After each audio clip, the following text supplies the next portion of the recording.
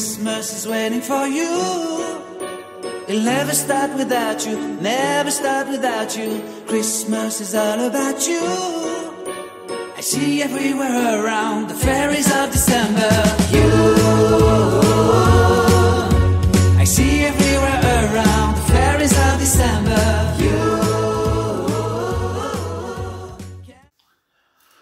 Bonjour à toutes, bonjour à tous, c'est Christophe. J'espère que vous allez bien, que vous avez passé une belle semaine. Je vous retrouve du coup pour cette petite capsule de fin de semaine qui sera la dernière de l'année. Et oui, puisque je suis en vacances ce vendredi soir. Donc ça sera la dernière capsule de l'année dans cette configuration là également avec ce fond gris dans cette maison, puisque je déménage, je prends mon envol la semaine prochaine, donc ça sera un peu différent, quelque peu atypique mais bucolique et pittoresque, on va dire. On va voir comment j'organise tout ça dès la rentrée. Donc je reprendrai mes vidéos dès la première semaine de janvier. Mais voilà, c'était pour vous dire que c'était la dernière de l'année. Je prends également quelques jours pour pouvoir me reposer. Ça va faire du bien, pouvoir fêter les fêtes avec mes proches. Donc voilà, je vous demanderai juste par cette vidéo d'éviter de m'envoyer des messages la nuit et de m'envoyer des mails et des messages pendant cette période, puisque voilà, je suis en congé, donc je répondrai pas forcément tout de suite, donc ça ne servira à rien. Et surtout, comme je l'ai mis sur mon Facebook cette semaine, à partir de maintenant, toutes les personnes qui m'envoient des messages la nuit à 2h du mat, 3h du mat, 4h du mat, je les bloquerai directement, puisque il y a quand même voilà, il y a une certaine forme de correction. Comme je l'avais dit déjà, c'est vrai que tout le monde n'en se rappelle pas de ma vie, de ma life, c'est normal, mais j'ai des enfants et des fois je suis obligé de laisser mon téléphone allumé pour ça. Donc voilà, toutes les personnes qui désormais m'enverront des messages dans la nuit, je les bloquerai, tout simplement, et je ne répondrai pas, bien évidemment. Bien. Je remercie à toutes les personnes qui ont assisté au webinaire hier soir, qui était vraiment très sympa. Donc merci à vous, merci pour votre participation. Écoutez, on va avancer sur cette capsule où je souhaitais vous parler tout simplement de ce côté un petit peu enquêteur que peuvent avoir les deux jumeaux sur leur parcours et pendant leur parcours de flammes jumelles. Parler de tout ce qui va être surveillance. On en a parlé hier sur le webinaire et c'est clair que j'ai vraiment voulu vous en parler aujourd'hui. C'était un petit peu comme une évidence. Tout ce phénomène de surveillance qui peut arriver sur ce parcours,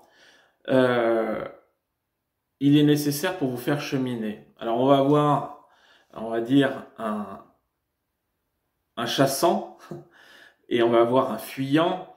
Et quelque part, si vous voulez, les personnes qui vont justement chasser leur autre au départ vont être dans une phase où elles vont vouloir comprendre, elles vont vouloir ressentir, elles vont vouloir savoir les choses. Et quelque part, elles vont essayer, pas toutes, attention, je ne détiens pas la vérité une fois de plus, et c'est vraiment pas non plus une généralité. Il y a des choses qui peuvent différer. Et quelque part,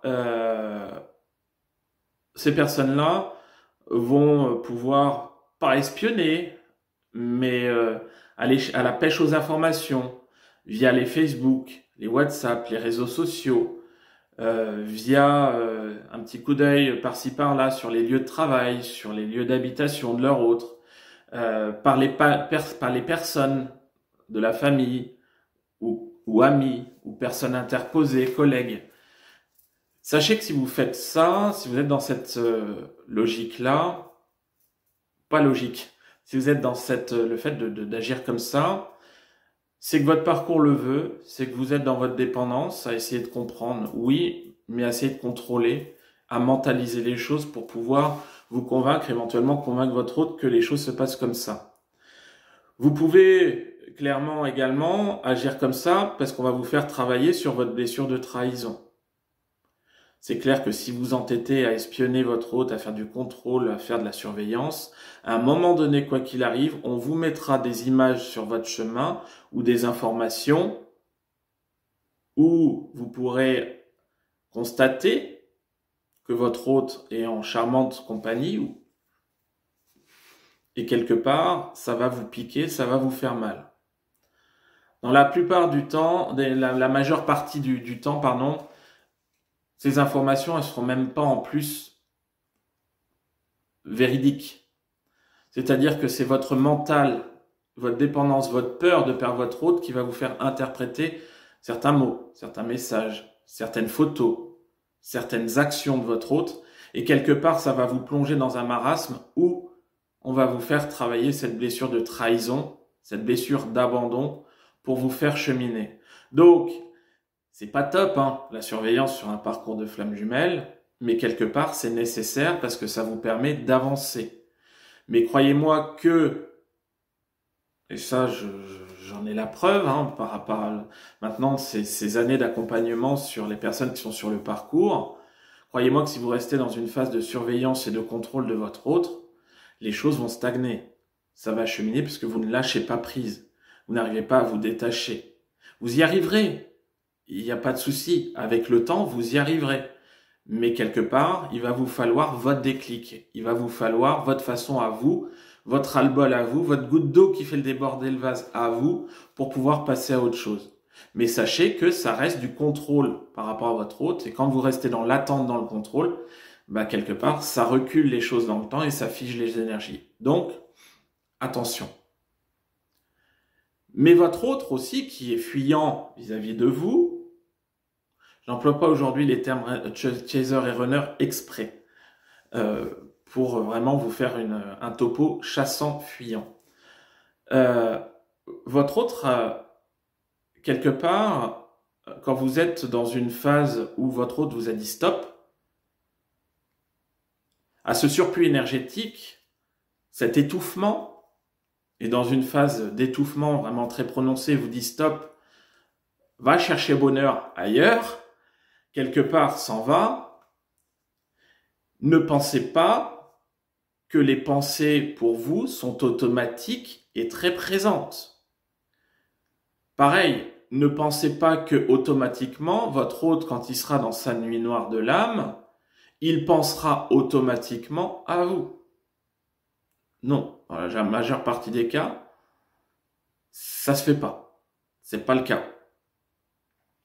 Votre hôte, quand il va vous, entre guillemets, mettre de côté et peut-être acter une séparation, il va vivre, il va avancer, il va rencontrer du monde, amis, sortir, éventuellement, homme ou femme en rencontre amicale, voire plus si affinité. Mais quelque part, il ne peut pas être centré sur vous comme vous allez être centré sur lui. On est sur des blessures peut-être différentes à travailler, sur des schémas qui vont être différents. Attention, encore une fois, il n'y a pas de généralité, bien évidemment. Mais quelque part, ne pensez pas que votre hôte va passer son temps à vous espionner, à vous épier. Ça peut arriver. Je dis pas que ça peut pas arriver. Ça peut arriver. Mais généralement, ça ne va pas être le cas. Et vous allez creuser, aller voir sur WhatsApp, sur Facebook, si cette personne est connectée, et vous dire, ah bah oui, elle me surveille parce qu'elle est connectée à telle heure, telle heure, telle heure. Et généralement, c'est votre inconscient, c'est votre attachement qui va vous faire dévier quelque peu de la vérité. Parce que dans la majeure partie des cas, les chassants pensent que leur hôte les surveille, alors que c'est pas du tout le cas. On va vous tester justement par des faits qui vont vous faire penser que. Et c'est pas du tout le cas. Par contre, je vais pas vous dire que le chassant ne va pas vous espionner par la suite. Parce que quand cette personne va avoir passé sa nuit noire de l'âme et qu'elle va remonter, elle va avoir cette connexion qui va arriver, cette intuition naissante, avec des ressentis pour vous, avec cette reconnaissance qui va revenir également à un moment donné. Et quelque part, énergétiquement parlant, dans la 5D, votre hôte va ressentir que vous avez changé, vous avez évolué. Et là, à partir de ce moment-là, on peut avoir éventuellement aussi des recontacts qui vont lui confirmer ce changement énergétique, où là, votre hôte, qui était fuyant, va se mettre à creuser, à vous espionner, à enquêter, à poser des questions. Parce qu'il y a du nouveau chez vous. Ça vibre plus. Il y a moins d'attachement. Vous êtes plus en alignement avec vous-même. Vous avez vécu des choses douloureuses et vous avancez plus dans le respect de vous-même. Quelque part, ça va titiller. Quelque part, ça va attiser la curiosité. Et là, votre hôte va pouvoir rentrer dans une phase d'observation, de surveillance, en utilisant tous les subterfuges possibles, réseaux sociaux, etc., etc., etc. La surveillance, elle va être justement, dans son cas, nécessaire pour le faire cheminer, au contraire de vous, sur votre chemin. Puisque lui, ça fait partie de sa phase de découverte du lien. Lui ou elle, hein, bien évidemment. De découverte du lien, de ressenti, de voir des photos. N'oubliez pas que, quelque part, le fait de voir une photo de vous, votre hôte va ressentir, vos yeux, va ressentir en connexion les choses. Et ça va pas du tout de son côté freiner les choses, puisque quelque part, ça va justement le faire emmagasiner des informations énergétiques qui vont le convaincre, ou la convaincre, que vous avez changé, que vous avez évolué. Maintenant, si à partir de ce moment-là, votre autre revient vers vous, il n'est pas encore totalement prêt, et que vous retombez dans vos vieux travers, et que vous essayez absolument de savoir s'il est seul, si elle est seule, si elle a avancé, s'il a cheminé, pourquoi, quoi que ce soit, là, ça bloquera éventuellement les énergies, et votre autre sera capable de vous refuir, parce que vous serez toujours dans une dépendance et dans un étouffement, un contrôle. Voilà. Donc la surveillance, elle arrive, et pour les deux, j'entends à gauche à droite régulièrement, on dit oui, non, mais il y a que le chassant ou le chaser qui entre guillemets qui surveille, qui contrôle son autre. Non, pas que. Même à un moment donné, sur sa fin de parcours, le chassant, il n'en a rien à faire. Il est sur autre chose, il a évolué. Et entendre dire également que le runner ne peut pas faire de surveillance ou quoi que ce soit, le fuyant, pardon, quelque part, c'est faux aussi, puisque moi j'ai plein de cas, ça arrive régulièrement. La surveillance, le contrôle de l'autre, pour vous, chassant, ça va vous aider vraiment à travailler sur vous, à taper dans vos blessures, à ressentir, à accueillir cette douleur qui vous fait mal, la peur de perdre votre hôte, la peur de trahison, la peur que votre hôte ait un enfant avec une autre personne, se marie ou quoi que ce soit. La surveillance va figer les choses, va faire stagner l'évolution, oui, mais elle va vous aider, elle va être nécessaire pour vous faire épurer, accueillir et épurer. Et elle va être nécessaire chez le fuyant pour pouvoir avancer sur une constatation, une concrétisation que, oui, mes ressentis sont bons et mon autre a changé, et moins dans l'attente, et plus haute énergétiquement. Donc, quelque part, tout ça, ça va dans le sens et ça fait partie du parcours. Bien. Dernier petit mot avant de vous laisser.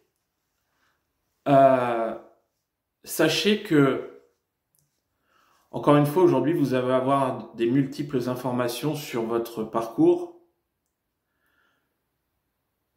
Je vois à nouveau encore une recrudescence de beaucoup de personnes qui pensent être sur ce parcours, tout est juste, mais qui veulent se convaincre et être absolument dans cette étiquette de flamme jumelle, alors qu'elles ne le sont pas. Encore une fois, aux personnes qui veulent se convaincre d'être dans cet amour sacré, ce parcours magnifique, le parcours de flamme jumelle, il va durer longtemps. Tout va pas être réglé en 6 mois. Il y a des personnes qui sont dessus depuis 3 ans, 5 ans, 12 ans. Ça va selon ce que vous avez à épurer. C'est un parcours qui est exigeant, harassant, qui est long. Oui, c'est un parcours d'amour inconditionnel magnifique, mais au niveau sentimental, c'est au début, quand on rencontre son autre, et à la fin. Le milieu, on travaille, on est pur, on est seul, avec soi-même. On ne peut pas en parler aux autres. Et c'est clair que je fais partie des personnes qui disent des fois, un bon parcours entre guillemets d'âme sœur, rayonnant, vibrant, en connexion, va être plus court, va être aussi bien.